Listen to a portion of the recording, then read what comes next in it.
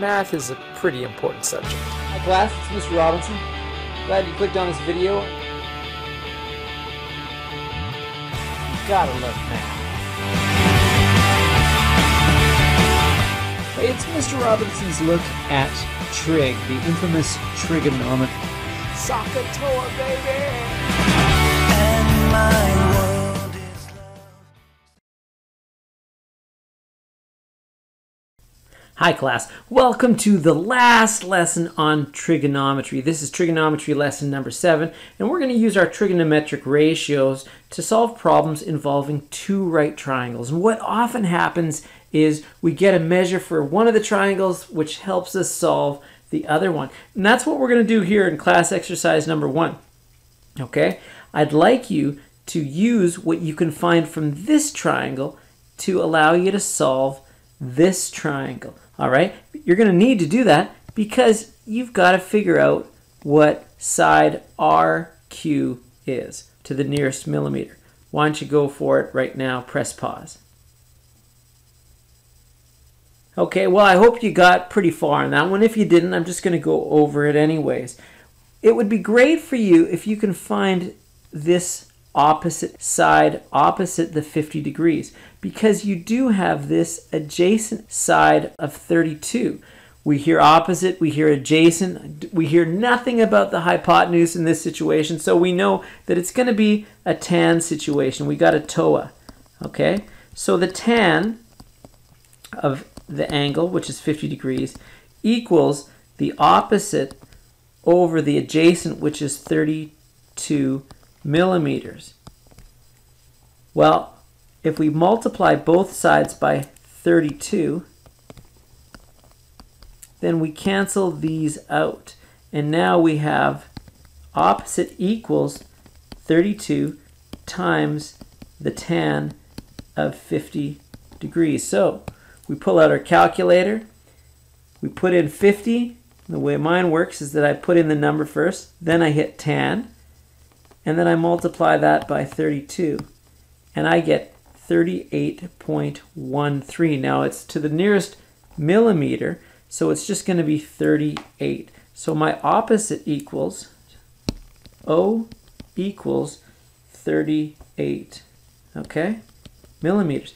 The thing is, though, that I want to keep this here because I need to not round it off just yet. I want to use that so that I can figure out this right here. So now I have this here, which is not the opposite anymore. It's the adjacent for 61 degrees, and this is the opposite. So I'm going to be using another tan situation here, but now it's going to be tan 61 degrees. Okay, and that's going to give me RS, side RS, over 38.13. I should have put the 13 ... here. All right. So in this case, I can multiply both sides by whatever it is, 38.13 ... 38.13 ... These cancel. I'm left with RS. So side RS equals this 38.13, so on, times the tan of 61 degrees. Well, I've already got that here in my calculator. Okay, so I'm just going to multiply this by 61 and then throw on the tan here, and that equals 68.799. Okay, so now I've got this here, which is going to be 68.799. All right, I'm going to add my 32 to it, so plus 32, and now that equals 100.799. Now it's to the nearest millimeter. Now I can do my rounding off. So side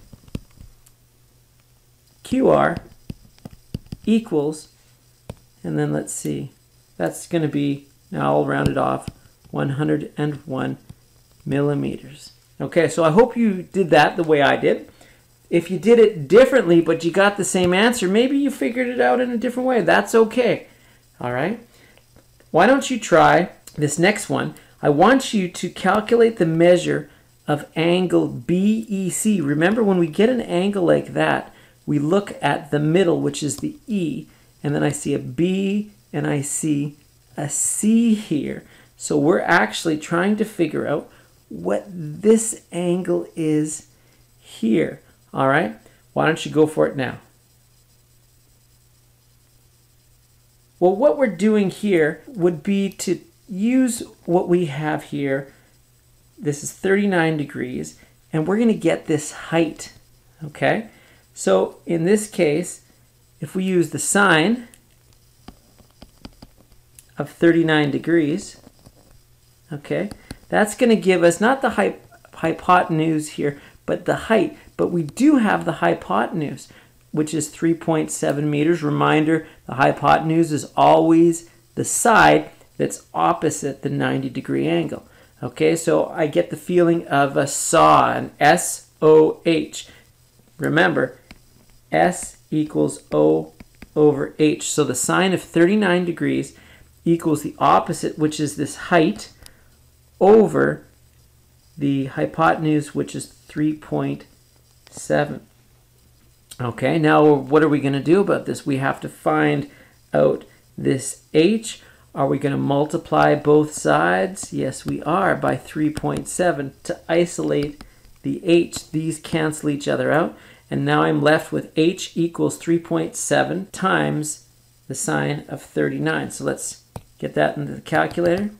So 39, the sine of that, okay, times 3.7 equals, and now I have 2.328. I'm going to leave that in my calculator. Hopefully I can use that. Okay, so H equals 2.328, etc. meters. Okay, now I'm going to be looking at triangle BEC. I'm going to be looking at this triangle here. Okay, now I have this height, which is this I'm just going to write 2.3 here. And I've got this 4.6. I've got two sides, and so I can figure out an angle with two sides. Well, actually, I want to figure out this angle. So this is my hypotenuse, and this is going to be my adjacent because it's right beside the angle, and it's 2.3. Hey, I've got the adjacent, I've got my hypotenuse. This sounds like a ka.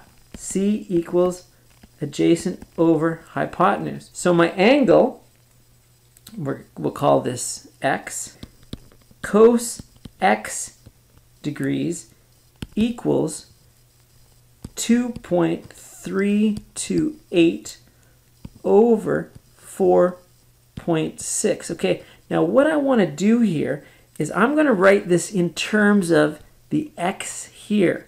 Okay, so this x degrees is going to be cos -1, okay, times 2.328 ...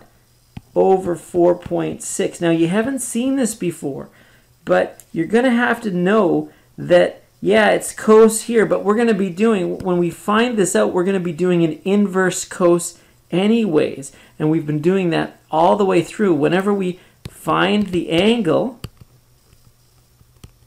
okay, we use inverse or second function cos. We've been doing that this whole time. Now I want to write it properly, just so everybody knows, okay, that's what it really is. Hey, let's throw this into the calculator. We've already got our 2.3284. We're going to divide by 4.6, okay?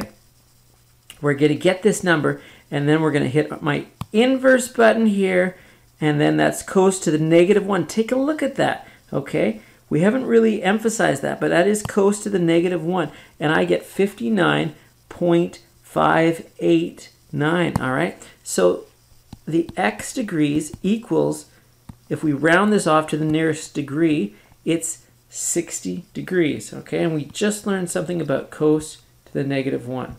All right, this is going to be our last activity here because we're not going to go on to this. We're not going to do problems in 3 dimensions, okay? I'm just going to keep you from that. We're going to keep it to problems in 2 dimensions. Now, this is a really interesting problem. It talks about how this used to be the tallest building, but then they built this building, which is even taller, okay? So what I'd like you to do is put in all of the numbers that you see here and try to determine the height of each building to the nearest meter. Press pause now. In this situation, you always want to write down what you have. It says here that the buildings are 45 meters apart. So I know that this is 45 meters right here. I also know that this is 45 meters over here. Now it talks about an angle of elevation, and it also talks about an angle of depression. The angle of elevation of the top of the Gamma Pro building is 24 degrees. So when you look at that, you're looking at this. The angle of elevation, okay, is 24 degrees. And I'll just put this 45 in here as well. Now the angle of depression to the foot of the Gamma Pro building is 56 degrees. So we have a 56 degrees right here. The 56 degrees is going that far. The 24 degrees is going that far there. And then we have our 45. Now, because we know that these are parallel lines, right? They're going straight up and down. They build buildings usually straight up and down. We know that this line coming through is going to tell us that though this is 56 degrees, this is 56 degrees down here. And that's just a property of parallel lines. When you have an intersecting line through the parallel lines, you know that these are the same angles, okay? And that's going to help you because, hey, I see a side and I see an angle. I can figure out what this is. This looks like an opposite. This looks like a hypotenuse. And this looks like an adjacent. Hey, so let's find out the height of the Metro building first, okay? We don't know what the hypotenuse is, but we're trying to find the O over the A. So it looks like a tangent situation. I'm going to write tan 56 degrees equals the height of the Metro building over the 45 meters here. All right? So in this case, if we want to isolate the M, we multiply both sides by 45. Okay? Cross off the 45. And so now M equals tan 56 degrees times 45. So we put in 56, we hit the tan button, and then we times it by 45. And that equals 66.71. I'm going to keep it in my calculator. I'll just write that M equals 66.71, okay, meters. Now, we found out this opposite here, which is 66.71. Okay, now we've got this height here, which is the same. It's 66.71. We're going to keep it the same. Okay, we're not going to round it off yet. But all we need to do, because we have this height, we have all of this, all we need to do is find this height right here. Well, we've got a 24 degrees and we still have that 45. Okay, so let's call this height, let's call it, X. All right. So the tan of 45 degrees equals this opposite over the adjacent, which is 45 meters. Okay? And I said the tan of 45. I meant the tan of 24 degrees. All right? So we multiply both sides by 45. These cancel. Now we have the opposite equals 45 times tan 24. So this is going to be plus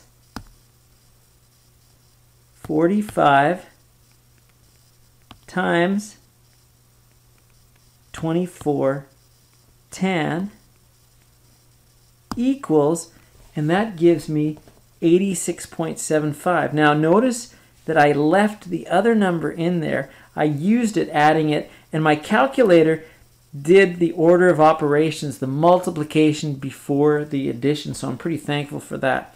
All right, so now we know that X equals 20.03, okay? And so X plus M equals 86.75.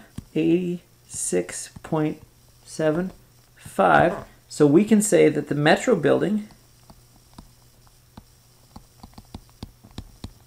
is 67 meters and Gamma Pro building is 87 meters. Here endeth the lesson, and here endeth all the lessons on trigonometry. I hope that you understand trigonometry and that you feel comfortable using your understanding of trigonometry to find the sides of right triangles and the angles. See ya.